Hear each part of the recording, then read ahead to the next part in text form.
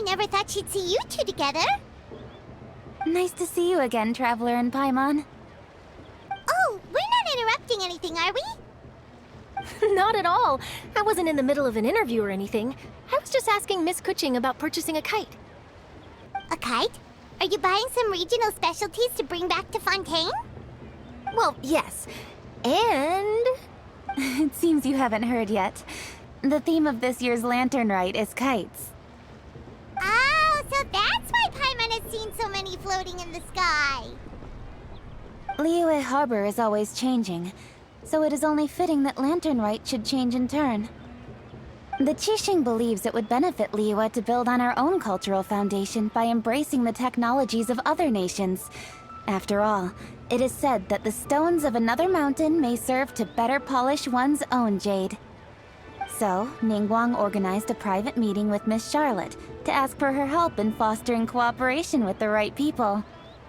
In the end, we decided to combine Liyue's traditional art of kite making with Fontaine's mechanical vertical lifting device. Mechanical lifting device? Sounds pretty impressive. But don't kites just use the wind to fly? Why would you need to add something mechanical? Well, you've actually just answered your own question, Paimon. How high and far a kite can fly depends as much on the weather conditions as on the skill of the person holding the string. But as soon as there's no wind, you can only flail about helplessly like a sweet flower medaka out of water. Experience doesn't matter at that point. Exactly. Liyue is now a nation ruled by humans, after all. It's about time we had the power to make a kite fly, don't you think? Plus, the easier we can make it to enjoy, the more people will want to participate. Right? I also thought it was a novel idea. Plus, it shouldn't cost much to do. With Miss Charlotte's help, everything has gone smoothly. Our new mechanical kites are already available to purchase from a stall in the harbor. We're having trouble keeping up with demand. We also gave quite a bit of thought to the price.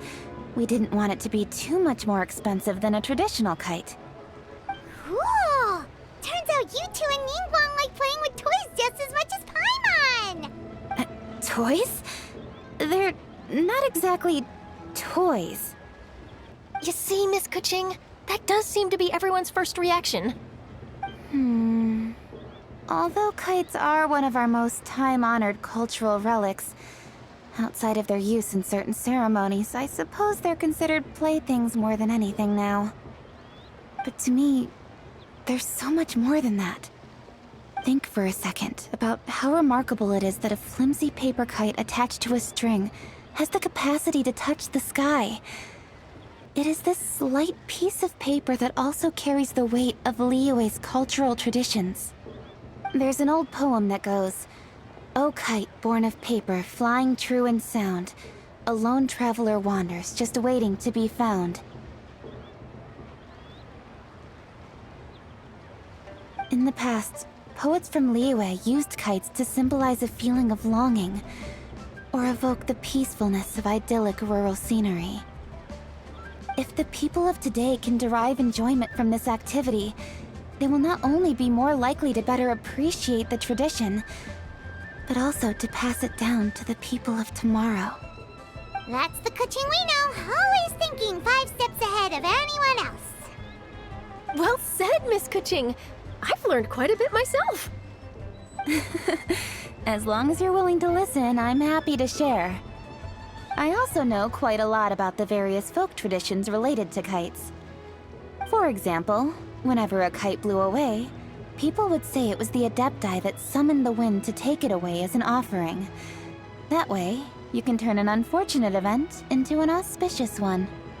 What about something more fun? Do you know anything like that? More fun. Let me think. Oh, I suppose we should first talk about how kites are made. It's another one of our precious forms of traditional craftsmanship. My grandfather told me that, back when he was a boy, children learned the art of kite making step by step from their elders. First, you use the thin strips of bamboo to construct the frame. Then, you draw a design of your choice on a piece of paper, paste it onto the frame, and tie on the string. Then, You look towards the sky and release the kite to soar among the clouds. Some people write down certain names or desires on their kites, cut the string, and let them fly free. Others may place particular thoughts or meaning into the design itself. Are certain designs associated with certain meanings? I'm gonna jot all of this down. Well, for example, kites in the shape of a butterfly typically symbolize freedom, happiness, or the desire to break free. Fascinating. What else can you tell me? The scissored-tailed swallow is the most classic design. It symbolizes good fortune and joyful tidings. Different colors also have small variations in meaning. Are these commonly understood meanings and symbols in Liyue? Kind of like the language of flowers in Fontaine. I believe so.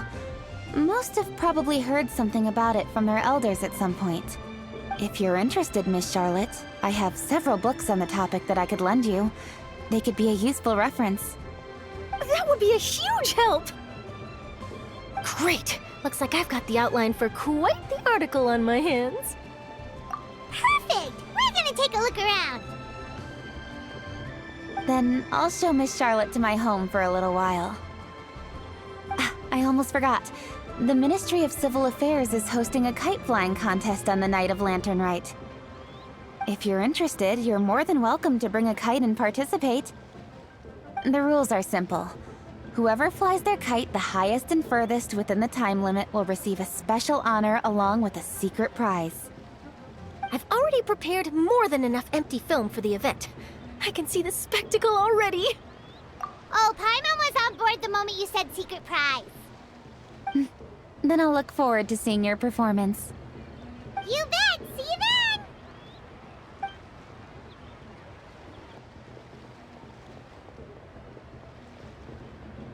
Wait, Traveler?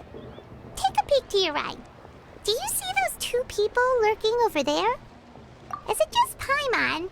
Or were they staring at us the whole time we were talking to Kuching and Charlotte just now?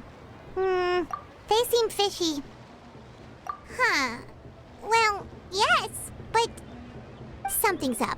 Paimon just has a bad feeling. Do you think they could be treasure hoarders?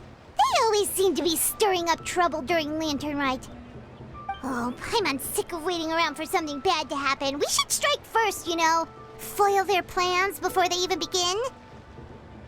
You go right, Paimon will go left.